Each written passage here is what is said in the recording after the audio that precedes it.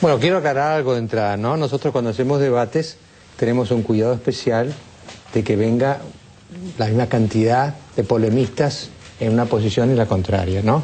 Y habíamos invitado a quienes están acá, a mi izquierda la diputada Paula Bertol, la diputada Patricia Bullrich, y del otro lado estaba Fernando Braga Menéndez, y el cuarto era el subsecretario general de la Presidencia, Gustavo López, que nos dijo varias veces que venía, hasta hoy, hasta las 9:05 de la noche de hoy, venía.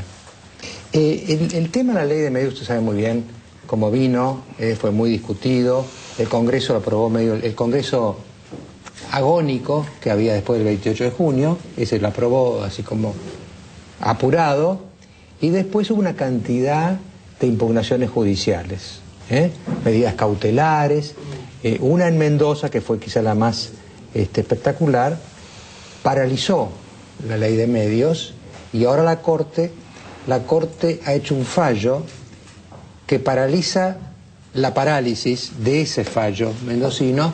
Ese es el tema que está ahora, pero el tema de fondo es la ley de medios, ¿no es cierto? Si va a haber o no va a haber una nueva ley de medios. Así que, ¿quieren que le demos la prioridad acá a Fernando, que viene solo? Con todo gusto, claro. Pero no abuse, ¿eh? No hable más de 30 minutos, por favor. No tengo tanto para decir. No, yo pienso que los esfuerzos del pueblo argentino por tener una ley de medios democrática, limpia, honesta, van a pasar a la historia realmente, porque es un esfuerzo gigantesco. Tenemos que tomar en cuenta, y este dato es clave, que desde que comenzó la democracia en el 83 hasta hoy, se presentaron en el Parlamento 72 proyectos de leyes de medios, 72 proyectos. Esto da la pauta así del poder económico y extorsivo que tienen los grandes conglomerados, los holdings así mediáticos, que mueven muchísimo dinero, el poder extorsivo y económico que tienen, porque todos fueron desaparecidos, ninguneados, cajoneados, fueron 72 proyectos.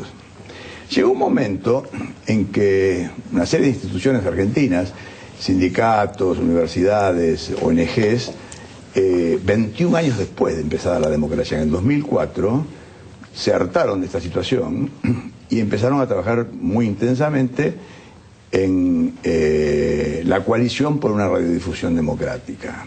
Se trabajó con simposios, mesas redondas, seminarios, trabajos así, durante 5 años. Esto es un proyecto, ustedes que hablan tanto de calidad institucional, etcétera, esto está filtrado 1000 veces, todos estos proyectos, ¿no? 4 o 5 años se trabajó hasta que se hicieron los 21 puntos para la radiodifusión democrática, ¿no? Con infinidad de instituciones sociales que colaboraron en el trabajo, ¿no?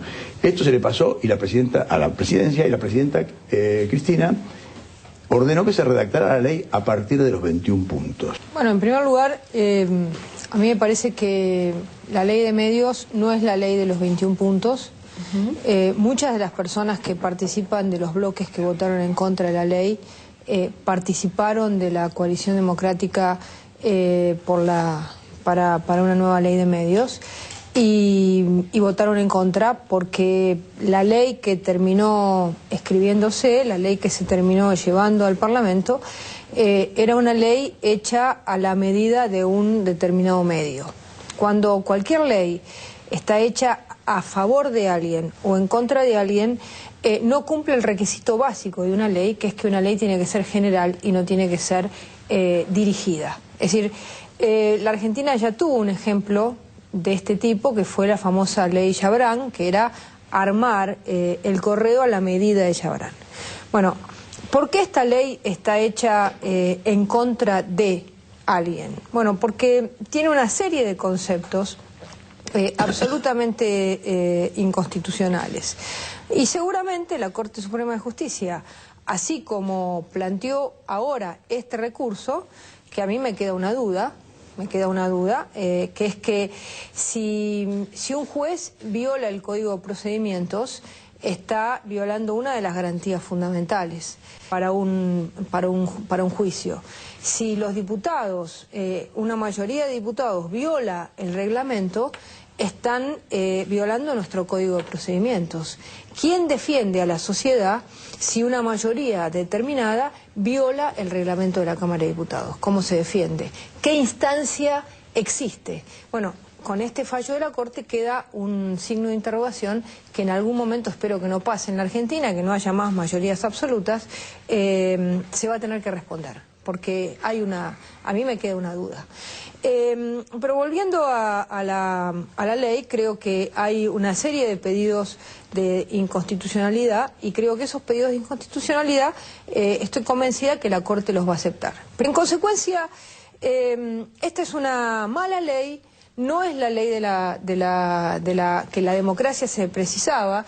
Si hubiera sido una ley como la ley modelo, por ejemplo, ahora estamos estudiando una ley modelo de acceso a la información con el modelo de la Organización de Estados Americanos, una ley modelo tendría que ser una ley donde todos estemos de acuerdo. Si la mitad del Parlamento no estuvo de acuerdo y además fue arrebatado fuimos arrebatados en nuestros derechos como diputados, si la mitad del Parlamento no está de acuerdo es porque no es una ley modelo, es una ley para alguien y ese fue el problema. Si quieren discutir ahora una ley en serio, estamos dispuestos a hacerlo.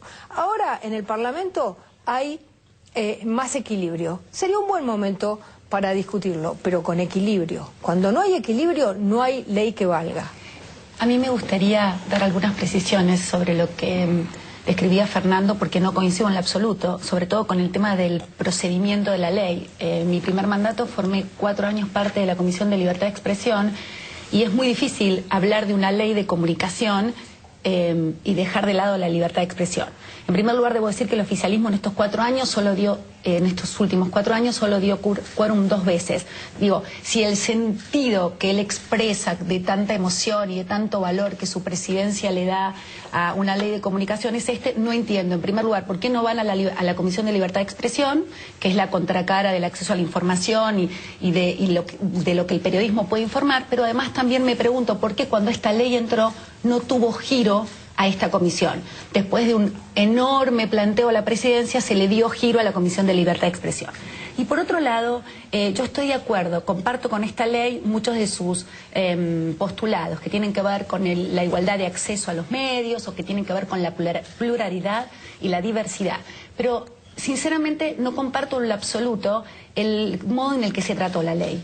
La ley entra al Congreso un 27 de agosto y se trata en un plazo menor de 15 días hábiles.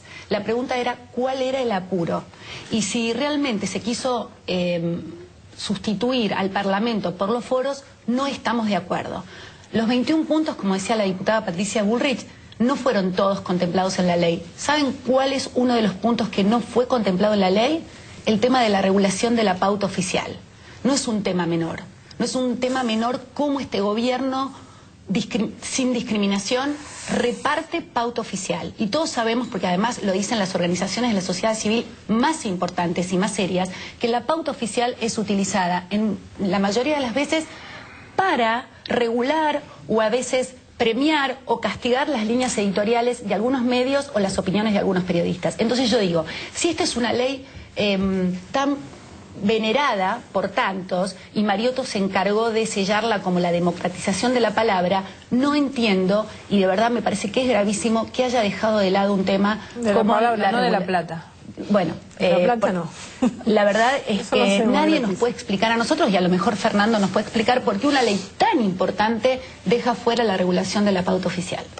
Bueno, vamos a ir a un pequeño corte y Fernando va a tener la palabra ahora.